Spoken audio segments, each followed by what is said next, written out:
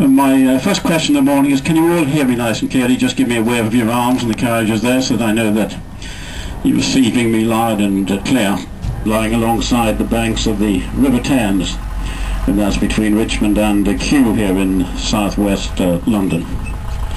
On the left-hand side, the Victoria Gateway you're seeing here. It's one of our busiest. It's the closest to the Kew Gardens underground station, and that's up the roadway opposite.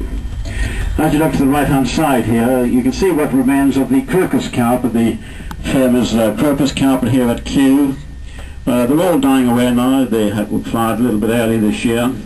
In 1987, the Reader's Digest donated 1.6 million crocus columns that were planted here at that time, and that was to celebrate their 50th anniversary. It was one per reader, I believe. In the recent years, they've donated another 500,000 columns that were planted here. That little temple there up to my right, called the Temple of Bellona, and Bellona, she was a Roman goddess of war. Her companion Mars, who was the god of war. The temple, it is a folly. It is the largest of the Victorian glasshouses in the gardens, covering an area of 4,880 square metres, and that's twice the size of the farmhouse. It was built in three different stages, work starting here 1860 and finally completed 1899. Inside you will find the largest indoor plant in the world, the Chilean wine palm, which is grown here from seed collected in the Andes 1846. The building has been completely restored in the 1970s, officially reopened in 1982 by Her Majesty Queen Elizabeth II. A 2-year restoration carried out on the building. £6.6 million was the cost of that. It will be opening here on the 21st of March for the season again, and it was officially opened here last year by His Royal Highness Prince Charles.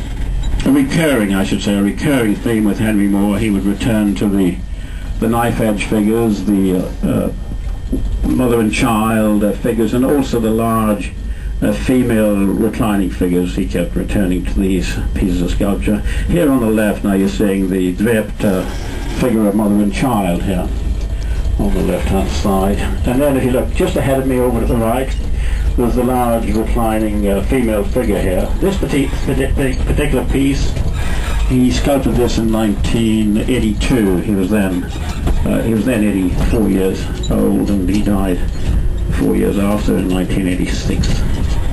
To the left and right here, you'll see the semi-mature young atlas cedars that were planted here about 7 years ago. So we have an avenue of cedars that runs the length of the Broad Walk once more. This is how it was originally landscaped around 1845. William Nacefield, a very famous landscape architect, who planted the original avenue of cedars. The Campanile, it's Italian in style, and Decimus Burton, the architect, built in 1847. Close up on the left, you're looking at another piece of sculpture here. This is knife edge, two pieces here on the left. Again, this particular sculpture will be on display outside his Hoagland's studio in Perry Green in Hertfordshire. You can see it from where he worked. We're up alongside the Palm House here, which is on my right hand side. Nice close-up views of the building. The building here built between 1844, 48, and Decimus Burton, the architect on the building. He built it in collaboration with an ironsmith called Richard Turner. Richard Turner, he was an Irish shipbuilder, and he would have known all about the curved iron deck beams that they were using in Victorian shipbuilding yards at that time. That's what they've used here for the central supports in the glasshouse. Since those days, I do say, as one observes the building, that you're reminded of the hull of an upturned ocean-going luxury liner. Museum number 1, housing an exhibition called Plants and People, dealing with how we coexist on this planet of ours alongside the plants, and how very, very important they are to our everyday lives and well-being. 75 to 80% of the world's population rely on medication taken from plants. The large reclining white figure here, of the 28 large pieces on display here, this is the odd one out.